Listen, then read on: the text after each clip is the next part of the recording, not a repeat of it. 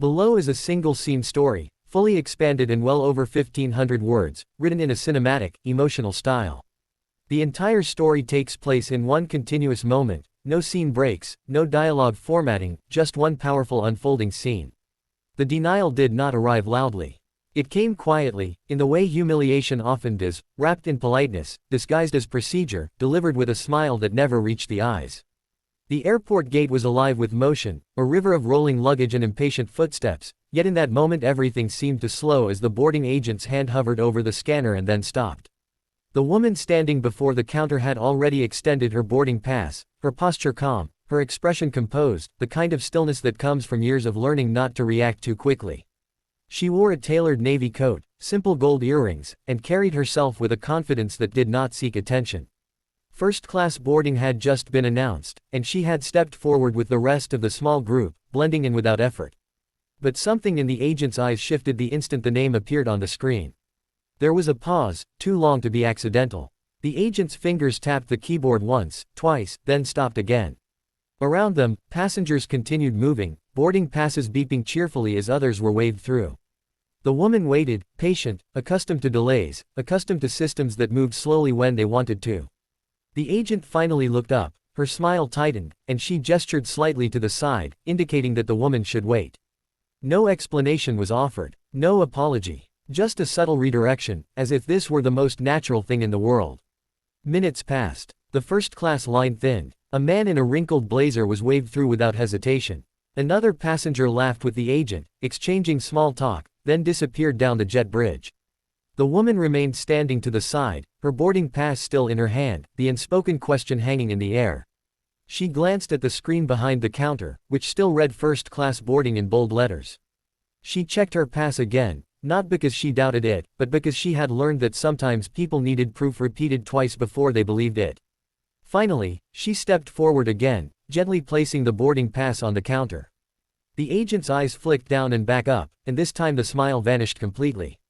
The agent said something brief, something rehearsed, something about a seat reassignment, and a system issue, her tone clipped and final. The woman listened without interrupting, her face unreadable. Around them, a few nearby passengers slowed, sensing tension the way animals sense a change in weather. A man behind her frowned. A woman clutched her purse a little tighter. The agent slid the boarding pass back across the counter, not meeting the woman's eyes. The implication was clear: step aside, you do not belong here. The woman did not raise her voice. She did not argue. She simply stood there, absorbing the weight of the moment, the familiar sting of being quietly told no, of being reminded that credentials and tickets and achievements sometimes mattered less than perception. She could feel the heat rising in her chest, not anger exactly, but something heavier, the exhaustion of having seen this before. She stepped aside once more, this time fully out of the boarding lane, and watched as the final first-class passengers were waved through.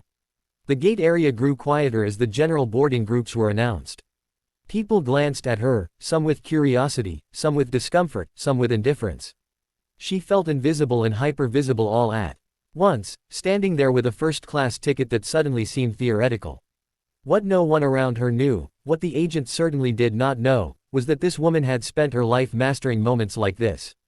She had learned early that power did not always announce itself, that the most influential people in a room were often the quietest. She had built a career not on loud declarations but on precision, on preparation, on knowing exactly when to act. The airport noise washed over her as she reached into her coat pocket and withdrew her phone, her movements unhurried. She did not rush. Rushing would suggest desperation, and she was not desperate. She scrolled calmly, thumb moving with practiced ease, and selected a contact saved simply under a first name. The phone rang once, then twice, then connected. She did not step away. She did not lower her voice. She spoke softly, efficiently, relaying facts without embellishment: the flight number, the gate, the boarding issue. Her expression remained composed, but her eyes were sharp now, focused. Whatever was being said on the other end caused her to nod once, slowly, as if confirming something she already knew. As she ended the call, the agent glanced up briefly, irritation flickering across her face at the sight of the woman still standing there. The general boarding announcement echoed overhead. A line began to form again, longer this time, messier. The woman remained exactly where she was, just to the side of the counter, neither obstructing nor retreating. She was waiting. The change came subtly at first. A supervisor approached the gate, her stride brisk, her expression serious. She leaned in toward the agent, speaking quietly but firmly, her eyes flicking between the screen and the woman standing nearby. The agent's posture stiffened. Her fingers hovered over the keyboard again, this time moving faster, more urgently. The supervisor straightened and turned fully toward the woman, her face now carefully neutral, professional.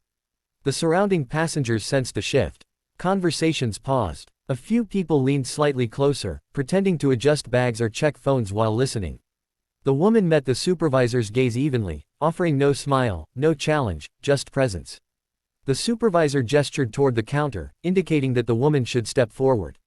She did, placing her boarding pass down once more, the same piece of paper that had been dismissed minutes earlier now treated with new respect. The supervisor scanned the pass herself. Her expression changed, not dramatically, but enough. A subtle tightening around the eyes, a brief inhale. She glanced at the agent, then back at the woman. Something unspoken passed between them, a recalibration of assumptions. The supervisor nodded once, then turned to the agent and said something that caused the agent's face to flush, color rising quickly up her neck.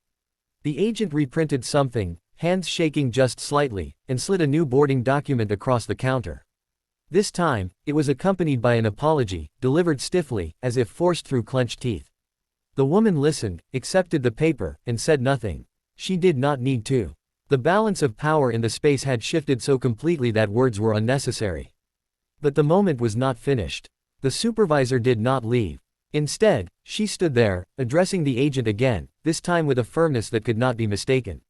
Other staff members had begun to notice, gathering subtly, pretending to busy themselves nearby.